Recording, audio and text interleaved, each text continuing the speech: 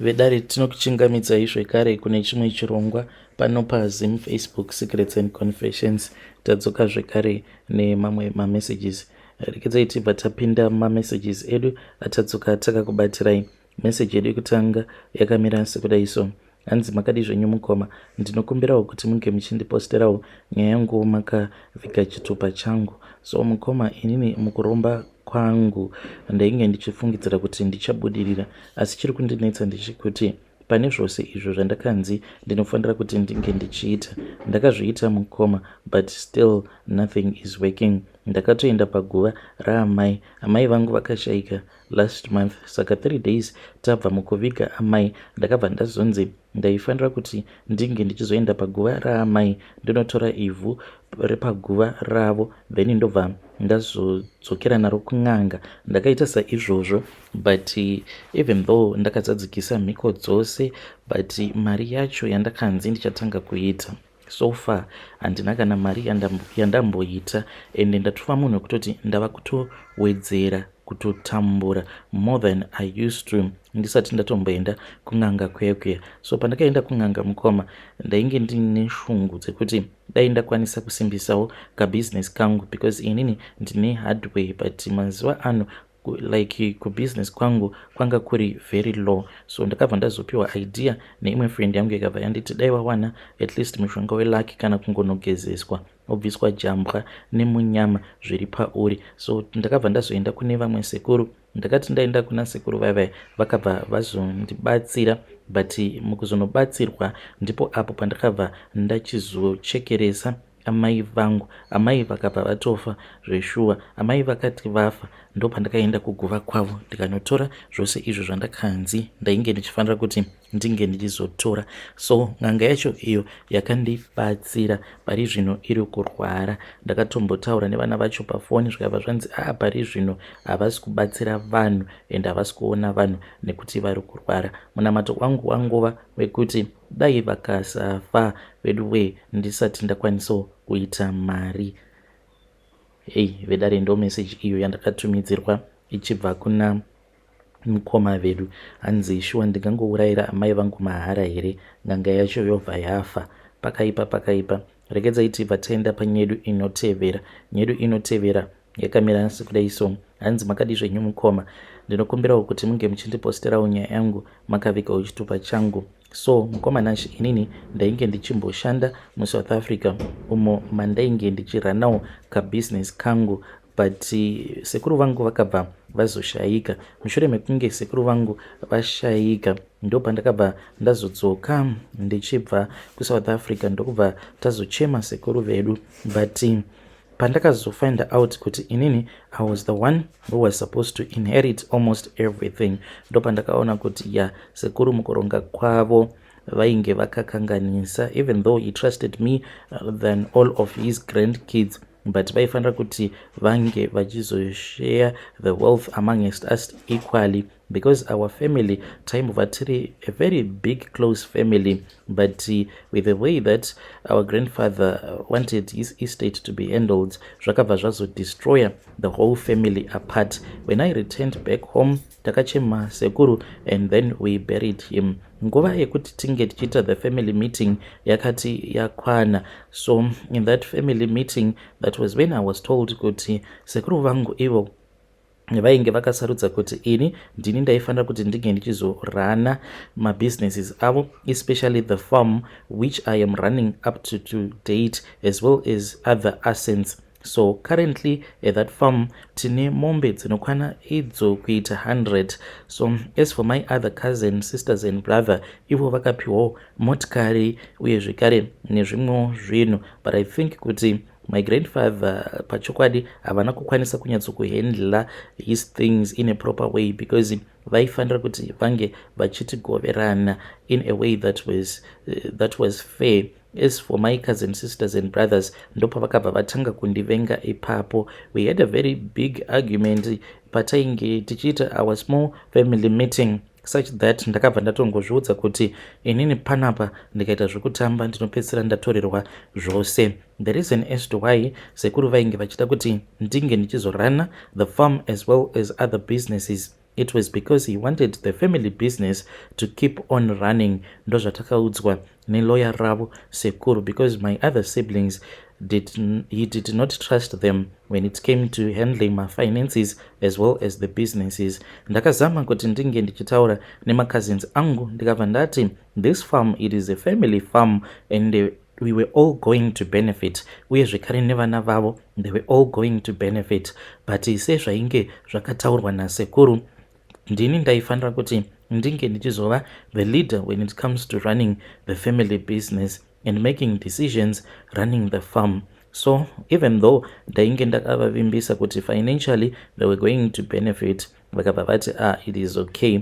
Things went well, I can say, for 6 to 7 months tainge tichiwirirana as a family. Saka macousins angu vakabva vachizotanga kuuya kuprazi, dzimwe nguva ndisiko vaenda kuprazi vobva vatanga kukontrola vashandi uye zvikare vachikonzeresa confusion kuprazi kuya, because izvo zvandainge ndichiudza vashandi ndaizoti kana ndasvika kuya ndobva ndaona kuti mitemo inenge yachinjwa nema-siblings angu. So it all started until they were over controlling, fighting with me in each and every decision.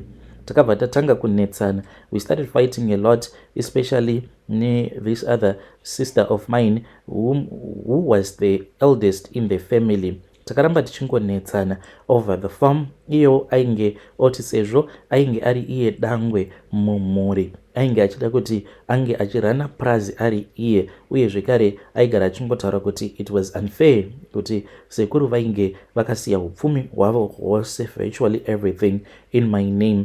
Takaramba tichingonetsana, but I never thought kuti my sister ivo vari munhu kuti vainamata vatori nezvinzvimbo muchechi vangazondiendera kun'anga, but vakabva vazondiendera kun'anga. Ndakangomuka one day ndainge ndava kutorwara. I was even struggling to eat, ndaingogara matonsils angu akazvimba. How did it all start? So there was this other day pandakangomuka makuseni, ndakamuka makuseni, that was when I quickly remembered kuti the previous night I had a dream. Saka pandakarota, ndairota sisi vangu vachiuya kwandiri, vainge vakabata plate yainge yakazara nerice, but rice iri zvakakonzeresa kuti ndinge ndichizoramba kuridya. It was because rice iri rainge risina kana soup, risina kana anything. Ndikabva ndati rice rakangoita white kudai rinozondisvota. Saka vakangoramba vachingondimanikidza vachiti iwe ndati idya rice iri. She forced me, ndikabva ndazotanga kudya rice riya. Ndakati ndichidya rice kudaro ndo pandakabva ndakaruka ndangovhunduka, ndikabva ndamuka. Pandakamuka I felt as if painge paine munhu ainge akatondidzipa achida kutondiuraya. From there on, that was when I felt kuti pahuro pangu apa ndainzwa pachipara-para, pachiita sekunge painge paine chinhu chainge chiripo. So ndiko kutotanga kutorwara kwandakaita ikoko. Ndainge ndava kunzwa very weak at all the times, as if I was going to catch a cold. I got so sick for a very long time. Ndainge ndisingatombogoni kana kuenda kuprazi kuti ndinge ndichienda kunocheka kuti how is it going there. Saka sisi ndivo manje vainge vava kutoita sekunge vava kutorana prazi. I was then admitted into the hospital.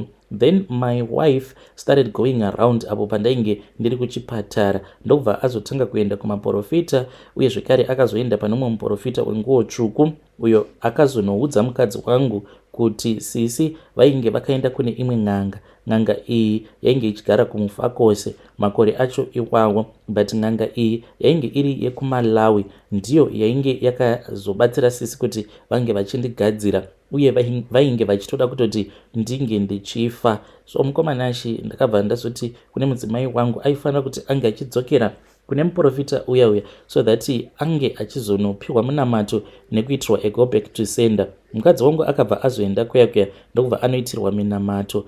Minamato yacho yakamboshanda because ndakabva ndatorecover. I was able to get out of the hospital, but pasina kana nguva ndakabva ndarota zvekare. Ndakarota ivo sisi vangu vachiuya kwandiri vainge vakabata keke iro ravakanditi ndoda kuti unge uchidya keke iri. Ndokubva ndamboramba, but ndakazobvuma. Ndakangoti ndadya keke riya ndokubva ndamuka zvekare ndichinzwa sekunge ndainge ndakadzipiwa pahuro pangu. Then ndikabva ndanzwa ndava kuparwa pahuro, ndikatoziva kutoti kurwere huya hwainge ndakadzoka futi, ndakabva ndarwara mukoma, but tisati taenda kuchipatara ndopandakabva ndazoti kune mudzimai wangu, hongu kunamata tinonamata, but tadii tambozama kuita iya yavanoti fighting fire with fire, handeyo tinotsvakawo n'anga. So we started going around trying to find a healer. Zodzamara ndichizonoudza one of my own sister, then ndakati ndazoudza vamwe sisi vangu,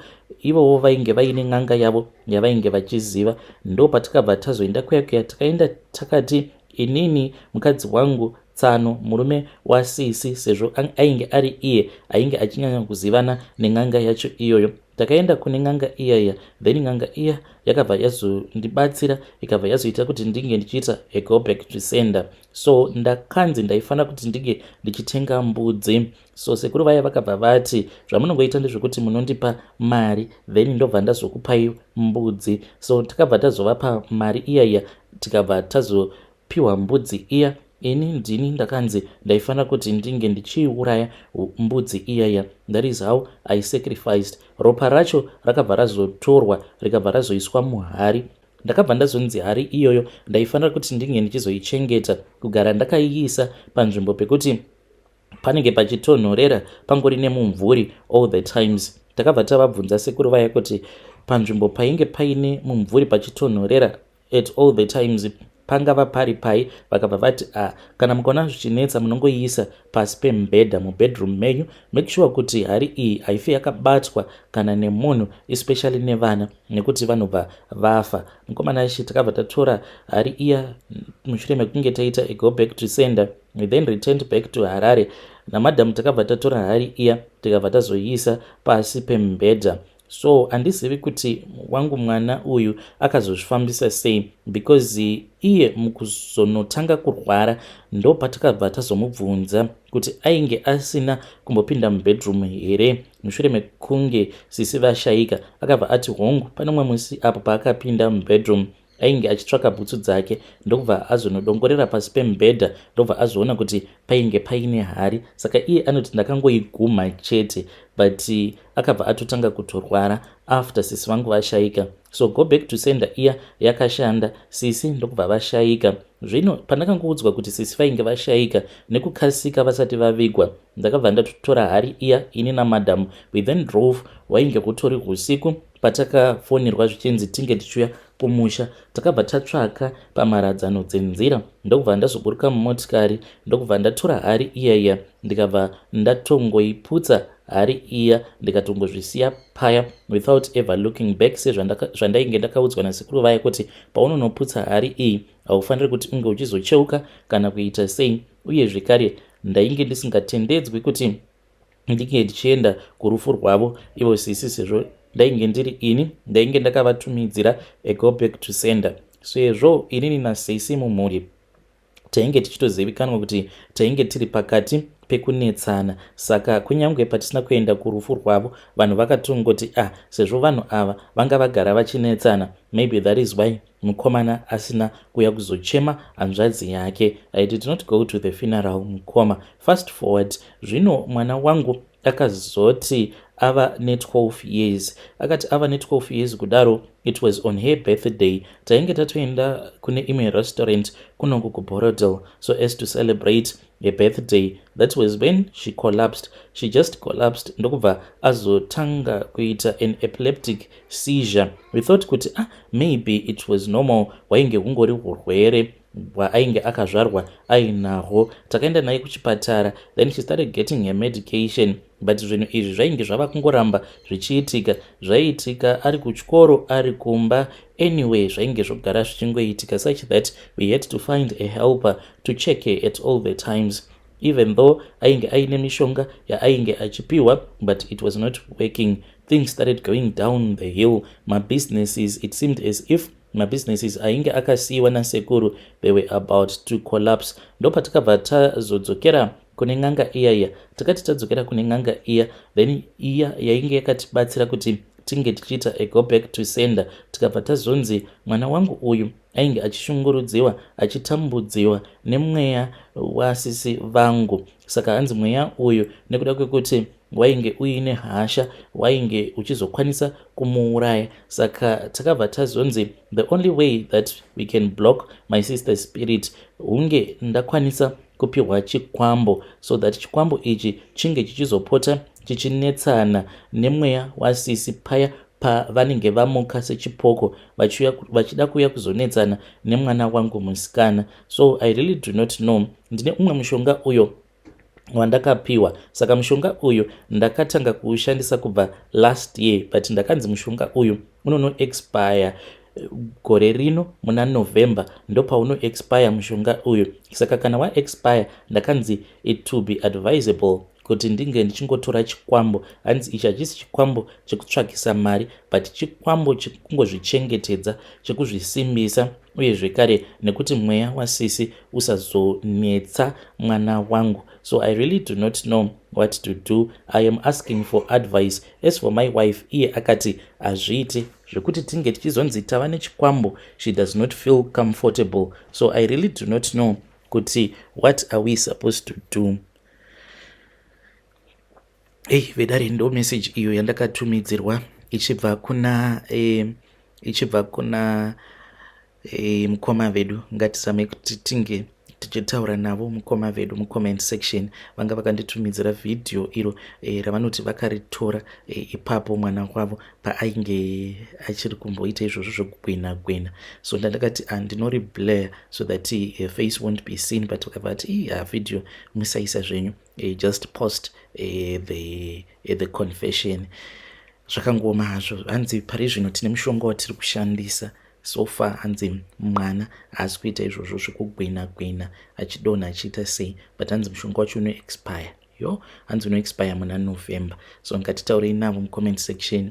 Hanzi ndoita sei, totora here chikwambo kana kuti tosiyana nazvo. Strange things indeed they do happen in this world.